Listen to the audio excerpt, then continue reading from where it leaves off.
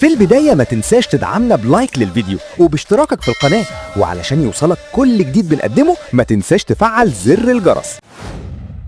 محكمة النقد تحسم قضية أحمد فتوح، تأييد الحكم النهائي في واقعة مطروح.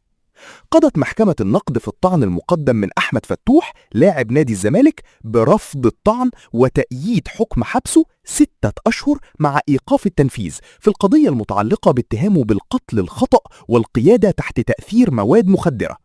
وتعود تفاصيل الواقعة إلى حكم سابق من محكمة جنايات مستأنف مطروح الذي أيد بدوره حكما بالحبس لمدة عام مع إيقاف التنفيذ لمدة 3 سنوات إلى جانب تغريم اللاعب 20,000 جنيه. وتضمنت القضية اتهامات بالقيادة بسرعة تحت تأثير المخدر وحيازة مواد مخدرة، فيما دفع دفاع اللاعب ببطلان إجراءات التحاليل وعدم كفاية الأدلة، إلا أن المحكمة انتهت إلى تأييد الحكم النهائي.